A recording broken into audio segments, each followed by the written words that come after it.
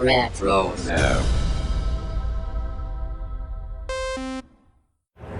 Hi, this is Emily Swallow, the Armorer in The Mandalorian. You're listening to Dennis and Jay on Podcast Stardust.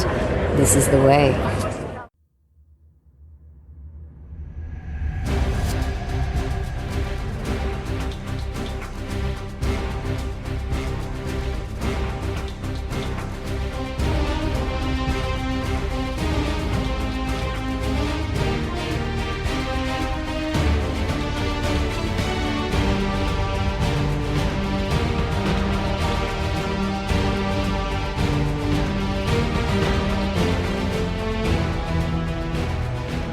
Hello there, and welcome to Podcast Stardust. This is the fully armed and operational podcast dedicated to Star Wars news, reviews, and discussion.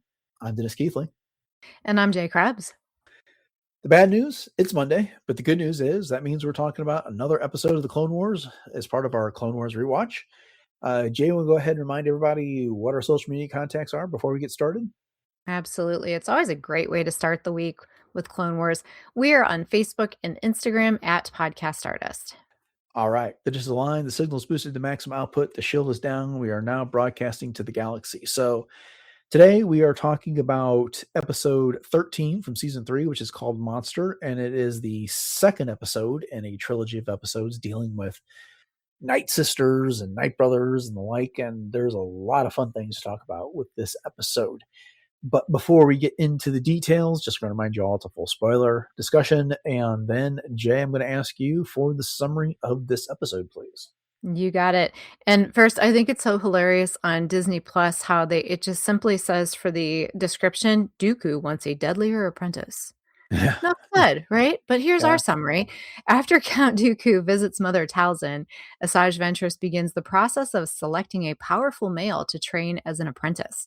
She travels to the Nightbrother village and engages in a series of trials to pick a champion.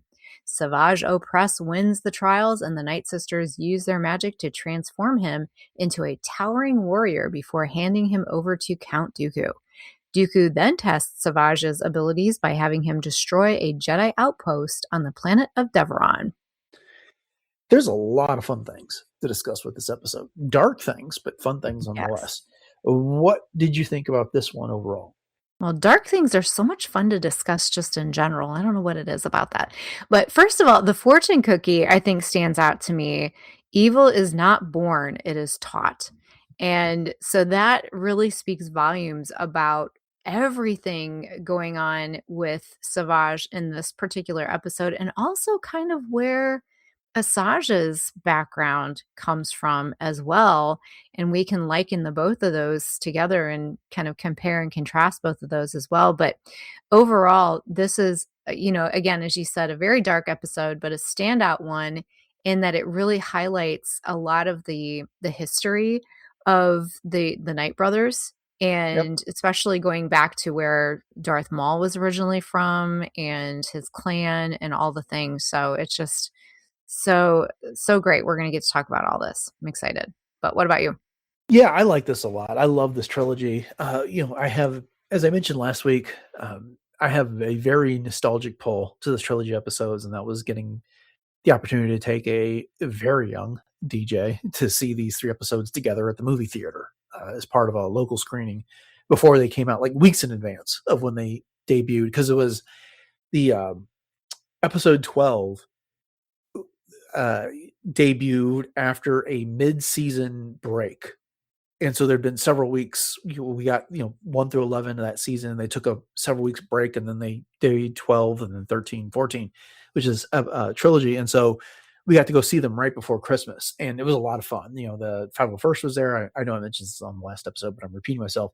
And they had little games before they showed these episodes, and it was just a lot of fun. It was a great opportunity to connect with a lot of other Star Wars fans, and especially in such a niche way. I mean, it's not like it was a movie. It was 3 episodes of the Clone Wars, not even the Clone Wars movie, right? It was these 3 episodes there on the big screen. Fun way to watch them for the first time. So again, I'm babbling about my nostalgia for this, but the other thing is that, the episode guides get better and better for the Clone Wars the further we go. And one of the things I really appreciate was the little featurette that Dave Filoni did on this. And the big point he was making is that along with the fortune cookie that you were just talking about, that, evil isn't born, it's taught. He brings up this question. Does Ventress understand that she's doing to Savage Oppress what Dooku did to her? And at this point, the answer is a clear no in this regard. Correct. Yes. And, he also makes the point that she's got a long way to expel the poison that was put in her. And what I find remarkable about that statement is that how many years ago was that made? That was made when they were putting the Clone Wars out on Blu-ray, before Asajj Ventress ever showed up in the novel, and before she ever showed up in the Tales of the Underworld series, Right. here, before we got to really see her redemption in this regard. And so he clearly had some long-term thoughts about where Asajj was going, and she was nowhere near her redemption at this point. So anyways, that was just one of the things that stood out to me when I was preparing for this discussion.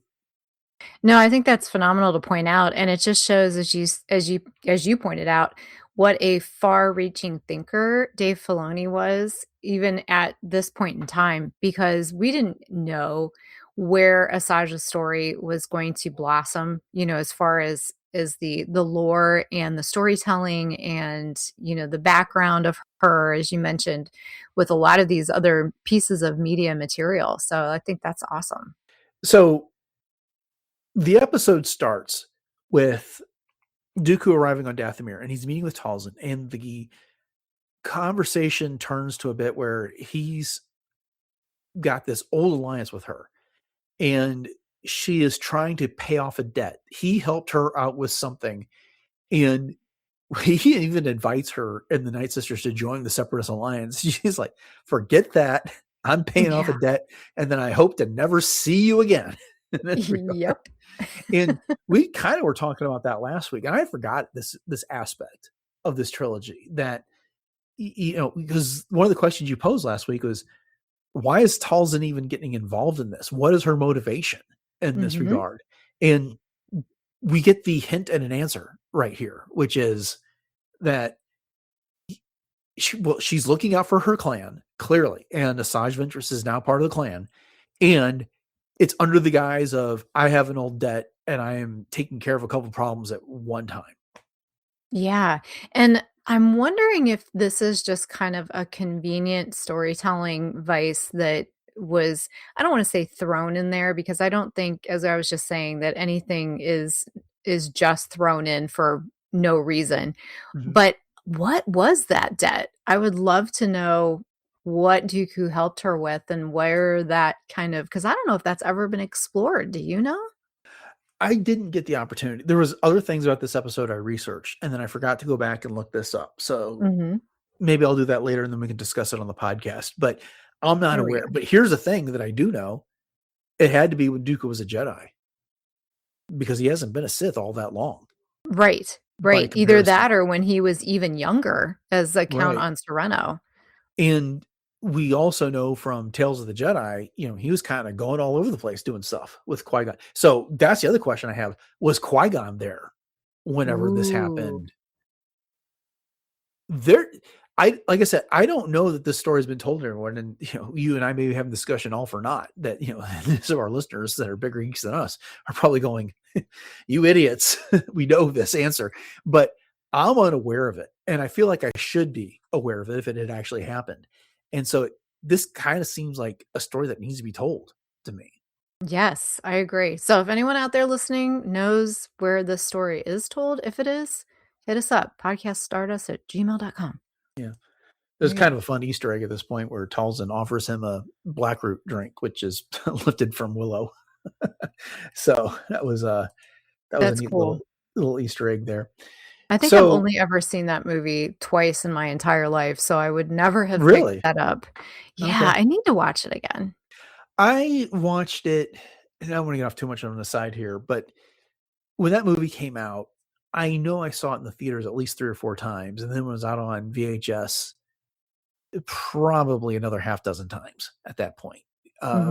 But after that, It's been very sporadic. I probably only see it like once every 7 or 8 years or so. I watched it a couple years ago when the Willow series came out on Disney Plus. I watched it as kind of a prequel to get me prepared. And then they didn't have season 2 of the Willow series, and they completely deleted it off of Disney Plus. You can't even watch it there anymore. So, Wow. yeah, Wow. I'll have to figure that out. But I do think it's fantastic that they insert those Easter eggs from different franchises that, a lot of fans know and love. especially from Lucasfilm, whether Yes. it's with Indiana Jones Mhm. and the droids showing up Right. there and the likes. But here's the other thing, and I'm curious your thoughts about this, is that Dooku is aware of Maul. And not that I don't expect him to be, but Talzin's talking about the opportunity to get into prison from the same bloodline that Maul came from. And Dooku recognizes him as a powerful Sith warrior, doesn't say anything disparaging, doesn't say anything about how he's superior, but he recognizes the value in that. What do you think Mhm. about that? Well, as I was watching this, I was of two different minds, I guess you could say, because on the one side, I thought, okay, well, that's really cool that Dooku is really appreciating the fact that these warriors are vicious and, cunning and skilled and, but then on the other side, I'm thinking to myself, but he knows that, you know, there was not a good ending for those skills. So why would he want to delve into the same type again? Yeah, you know, Dooku is aware that Maul was defeated by Obi-Wan Kenobi. He Right. says it out in this entire thing. And Mhm. so, and he knows Obi-Wan, and Obi-Wan's a powerful warrior and the likes. The other thing that occurs to me with all this is that, skipping ahead in this is that Asajj goes to the Night Brothers village, and we're going to talk about the Night Brothers here in just a second because I'm really confused about the relationship of Night Brothers and Zabrak and the Dathomir witches and other Zabraks across the galaxy. And I've done some research into that. But the point is that Asajj goes to the Night Brothers village, has these trials, and brings back Savage Oppress. And he's a strong looking guy, but he's not the hulking monstrosity that the Nightsisters turn him into with their force magics there. Mhm. Mhm. Meanwhile, Maul is, by comparison, much more of an average physique. So did they not do the same things with him? Did they not infuse him with their force abilities and magic and stuff like that?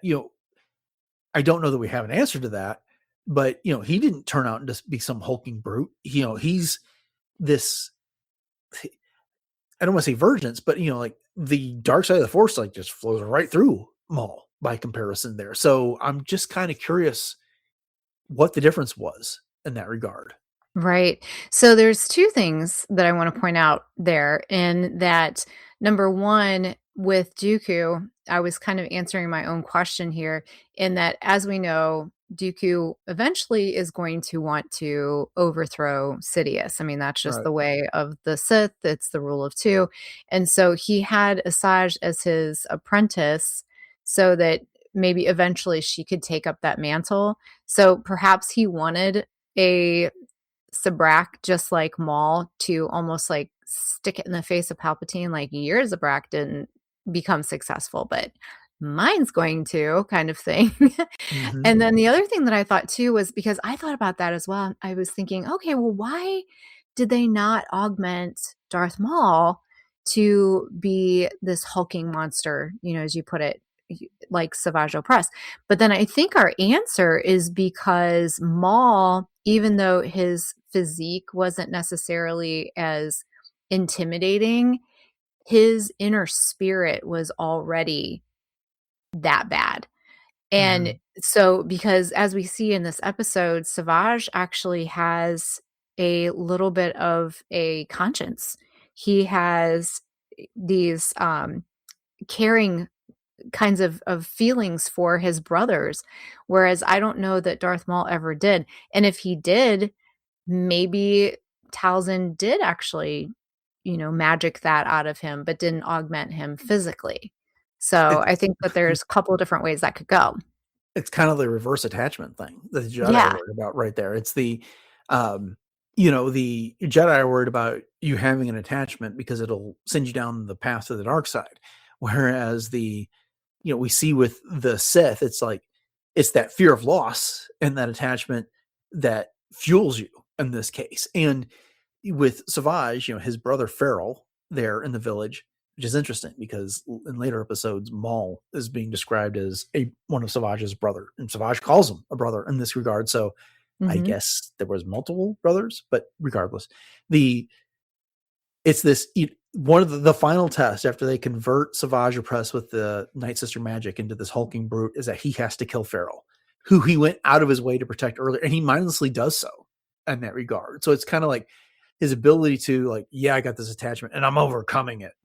I'm destroying the attachment that is giving him strength in regard. So that kind of stood out to me as an interesting comparison to what the Jedi think of when it comes to attachments. Yes. And when you pointed out the whole brother versus sister thing too, I think to myself, how much of it is actually quote unquote direct bloodline? Are they actually true brothers and sisters, or is it just like a clan name that these are my brothers, almost like a fraternity kind of thing, and that they're all from the same sort of bloodline, but they're not from the exact same bloodline. Like they're cousins. It's really confusing when it comes down to it. I mean, we come to find out later that Maul is Talzin's son somehow. And okay, fantastic. But the sisters, it's almost like this is a lousy comparison, but a convent of nuns, right? Everyone calls each other sister, yada, yada, yada. And we know they're all not blood sisters and the like. But it gets into this larger question. When The Phantom Menace came out, Darth Maul was identified as a Zabrak. And we've had plenty of content that has come out that's not Legends, that's not Expanded Universe, where we see female Zabrak that have similar horn structures, are largely bald. They might have like a top knot of hair that flows out of their heads or whatever and the like. But now we get to Dathomir and we have the Nightsisters, which at this point are portrayed as hairless, hornless beings. But then the Nightbrothers on the other side of the planet are Zabrak, just like Maul. So the question is like, what gives? Jay, I went down so many rabbit trails trying to figure this out. It is so convoluted. I love that about you, though. There's and okay, so indulge me here for just a minute. Absolutely. Again, yeah, we know. Okay, so there's a Zabrak, and there are Eth Koth, for instance, is a Zabrak that served on the Jedi Order. He doesn't have all the crazy tattoo type stuff that Maul has on his face. And originally when Maul showed up, everyone interpreted him as that all those markings were Sith tattoos. The episode guide makes that clear, and other sources that's not the case. That is a function of him being a Dathomiri Zabrak. Early explanations are that the Zabrak, much like humans, spread out across the galaxy and colonized various worlds. And that, the Zabrak originated on a planet called Iridonia. We don't know what the human homeworld is in the Star Wars galaxy. It doesn't matter, but regardless. And that the female Zabrak on Dathomir are Dathomiri Zabrak. They're a subspecies that, again, don't have horns, don't have hair. Except later, Asajj Ventress grows out her hair. And we see her in this episode younger when she had hair. So that explanation doesn't hold up. And it's only compounded by the fact that what did we learn over the course of the Ahsoka series? That there were Nightsisters from a completely different galaxy on the planet Peridia, on the outer edge of that galaxy. So which came first? The Nightsisters on Dathomir or the Nightsisters on Peridia? Whatever source different sources tell you different things. That the Nightsisters went from Dathomir on Purgils to Peridia, or the opposite happened in this regard. So I have no firm conclusion to this query. I gave up on all of this. Oh, you're so good, though. Thank you. You are. I appreciate that. It's just kind of it's one of those things where I both love and get annoyed by Star Wars, that they put so much information out there, and George Lucas's mantra is that everything serves the story. And so what the facts behind it are doesn't really matter. It's, what's his quote, continuity is for wimps in that regard. And I get that, but it's just kind of he has to know his audience. We're geeks here, right? We want to know the backstory about this stuff. I mean, we pale in comparison to the diehard Lord of the Rings fans on things that want to be able to tie, point A to B to C and know the histories and this, that, and the other. But I don't have a good answer for all of this. And it was slightly frustrating at the end of the day when I did that research. But it's also so much fun, you know what I mean? Because you're just yeah. like me. I do this kind of stuff too, and I'll go down these rabbit holes or loath cat holes or whatever you want to call them. And so you brought up a lot of good points, and I think some of the answers actually lie a little bit in what we can gather from legends as well, because we had, for example, with the Nightsisters, as we just pointed out, they are not of this, they're more of a clan of witches. So they use the term sisters as not a bloodline kind of thing, as we were just mentioning. But I think that they're somewhat more related to perhaps the Singing Mountain clan kind of thing in, even going back to, as we said, with the Dave Wolverton novel, The Courtship of Princess Leia. So they're kind of a completely different breed, if you will, of Dathomirians. And I think with Mother Talzin and the whole thing, we even get to see some of the pods that the Nightsisters are born from. They're created. They're not actually, born, if you will, not to get into the birds and the bees of the things. But, you also brought up the idea of the Zabrak coming from Iridonia. And then there's also female Zabrak as well. I mean, look at Sugi, for example. I mean, we know Sugi from as a bounty hunter, and then and so on and so forth. So you've got that type of thing. So I think that again, as you pointed out with the tattoos, I think that comes from the allegiance to the Nightbrothers on Dathomir, as opposed to Eth Koth, as you pointed out, the Jedi who did not have those markings. So I think it depends on where they were brought up and what type of bloodline they come from. Because again, you've got your yellow Zabrak like Oppress, you've got your red Zabrak like Maul, Sugi is more pale. So you've got all of these different variations as well, kind of like Twi'leks, and you've got all the different colors of Twi'leks and so on and so forth. So I think, what we learned from Ahsoka and adding Peridia into the mix here does kind of convolute things a little bit, but it also gives us more of an opportunity to say, oh, okay, well, if they use the Purrgil to come from Peridia, maybe that's where the Nightsisters actually, did originate, and then they migrated to Dathomir and set up shop. So it's kind of like, which came first, the chicken or the egg? And we could talk about this for hours, I know. Yeah. That's exactly what I was thinking of. Which came first, the chicken or the egg, when it came to Dathomir and Peridia. But the thing is that, there are sources to support everything you just said, but then there are other sources that say something completely different out there. Sure. And trying to separate the fact from the fiction, I was just like throwing up my hands, because it was like, what's the source for this? And there's a source for that. And then it relies on this. And I'm just like, oh my gosh, this is just getting so deep out there. And I've kind of concluded that Lucasfilm just hasn't given us enough on this. And I think they're enjoying the ambiguity, because it allows them to tell whatever story they want to tell.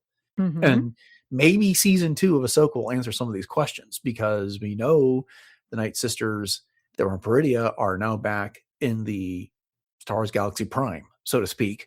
And they brought a whole lot of coffin looking things that maybe were suspension pods. We'll find out in that regard. I'm fascinated by this. And I'm sure I sound a little bit frustrated, but I did enjoy kind of trying to figure out this answer on it. You were talking about their births from pods, but what did we actually see in the Clone Wars? Those were funeral pods that, when in a couple in later seasons of the Clone Wars, we'll see the Nightsister dead emerge from those pods to fight the Separatists. Mm-hmm. So it's just it's confusing out there. And Mm-hmm. frankly,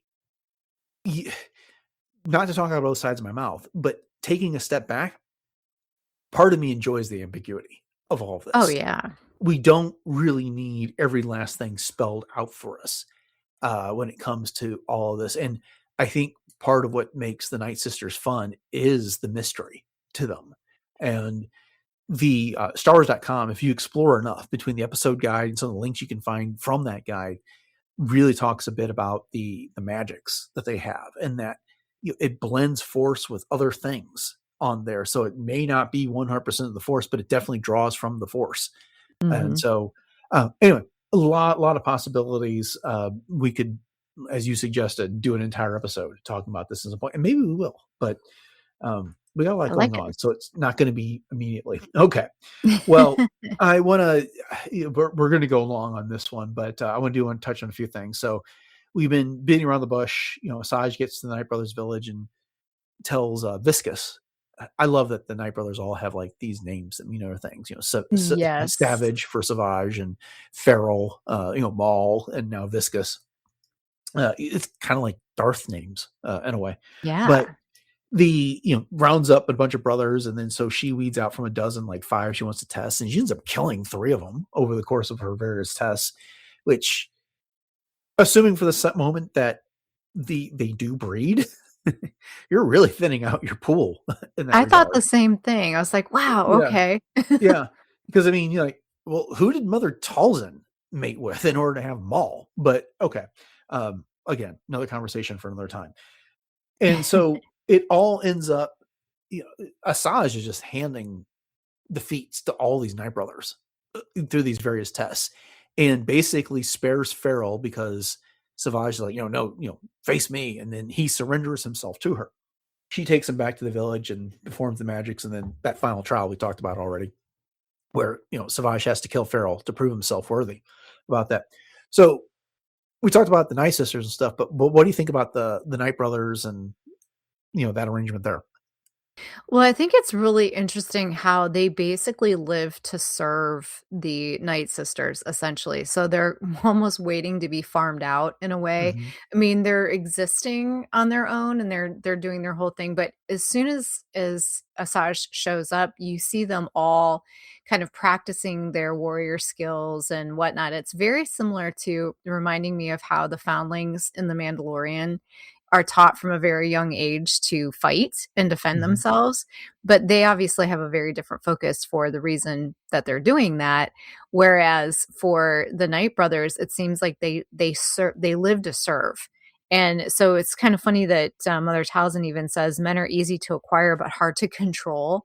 Yeah. And so I think that's another reason why she does the whole boop, and then augments him with the magics and then boops him back to life. And then, here he is. Now he's kind of like the super soldier, Captain America, if you will, of the Zabrak. I like that. So, and, but yeah, I mean, that was what I was thinking. I was like, oh yeah, he's kind of like Captain America here. But I loved watching the combat tests. And yes, Asajj was extremely brutal in her choosing of who she decided to even go through the trials.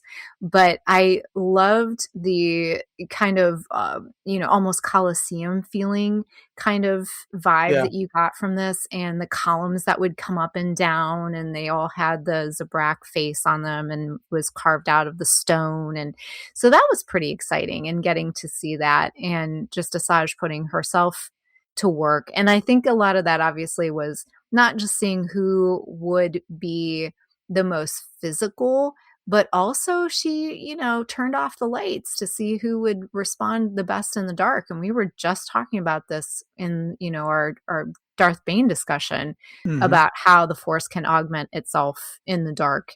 And so I really, really liked that sequence. Yeah, the thing that occurred to me while they were fighting in the dark is how much the Savage and Feral's eyes were glowing, that yellow. Yeah. And I was like, well, what are they telling us here? Because that yellow eye thing was supposed to be like the Sith corruption, because that's what we see with Anakin, right? And Revenge of the Sith, after he's slaughtered the Separatist leadership, and he's out there on Mustafar just kind of overlooking the lava flow. His eyes turn yellow there. Mhm. But, Mhm. and that was kind of born out of what we saw in Maul and the Phantom Menace. And now we just see all these Nightbrothers with these yellow eyes too. So I don't know how much we can actually conclude from all that, but that was an observation I had in that regard. The other thing with all of this is just I could not help but think of the Jedi Fallen Order game while watching the Nightbrothers here, because at one point, Cal Kestis goes to Dathomir, and I can't remember exactly what he's looking for there, but he meets Marin, one of the last Mhm. surviving Nightsisters, but he infiltrates the Nightbrother village. Yep. And, you were talking about how much they serve the Nightsisters. They hate everybody else that comes into Yes. contact with them. And they go way after Cal Kestis in that game. Oh, yeah, good tie-in, I love that. Yeah. And getting back to the eyes, I think some of that is that they don't get the Sith eyes truly until they 100% turn towards the dark side. They're more just yellow, I think, almost like reminds me of when you're outside, at night with your dog, and there's a light that shines, and you can kinda see that reflection. That was what I was thinking. You don't have cats. I Or do have not. had. I don't have cats now either, but I've had plenty. And I was thinking of cat's eyes in that regard. There you go. Yeah. But so, yeah. And so, all that happens. And I don't mean to minimize the whole trials things, because it's one of the coolest part, but it's one of those things that needs to be seen more than talked about. Mhm. But then they finally deliver Savage Oppress to Dooku, and he takes him back to Sereno, and then sends him out on his test, where he has to go to the Jedi Temple on Deveron. We see no Deveronians, but when he gets there, there's a number of battle droids finding clone troopers, and then these two Jedi, Halsey, who's a Runin, and Nox, who is Nautolan, and he brutally murders them with his enchanted blade, which is a whole other thing, because remember the Blade of Talzin from Yeah. Ahsoka that Morgan Elsbeth gets? Mhm. That's another aside. I'll save it for a second. But Savage just makes mincemeat out of them, and then goes back to Dooku, who vows to train him as an apprentice, and together they shall rule the galaxy, and they will be more powerful than Sidious in this regard. Yeah. So, yeah, as much as Dooku's made out to be the pliant apprentice to Sidious, he definitely had his own designs on ruling everything one day. Oh, absolutely. And I mean, at this point, Savage is a mindless, not really mindless, Mhm. but he's very much altered state than what he was, Sleeper obviously. agent. Yeah, for sure. Mhm. And here's the thing also that I was thinking about with this as well is that they start calling him Savage Oppress at one point. And does that mean that Maul's last name was Oppress if he's from the same village? Would it be Feral Oppress? I And that's a very good question. I don't know, because there's no reference ever to Maul being Maul Oppress on this. Yeah, there's, And like, no last name, but yet Savage has one. well, and the thing is that I bet if we asked Dave Filoni and stuff like that, he'd be like, that's interesting. And he'd hem and haw Right? and give us some sort of a curt answer about it, because and maybe he has thought about it here, but it kind of gets back to what I was saying about, well, and as you so eloquently put it, which came first, the chicken or the egg, Dathomir or Peridia in this case? Mhm, mhm. Did you all think about this, or you're just so busy making cool characters that it didn't matter to you, which is fine, but yeah. Good question, yes, and Yeah. we could definitely go, once again, down so many rabbit holes with that. Yeah, speaking of another rabbit hole, I just alluded to it a second ago, but Morgan Elsbeth. Oh, yeah. Yeah, she's supposed to be a Night Sister, that went to work for Thrawn and helped create the whole TIE Defender project and stuff like that. Good luck trying to pin down her history, beyond what we know from Tales of the Empire there. Mhm.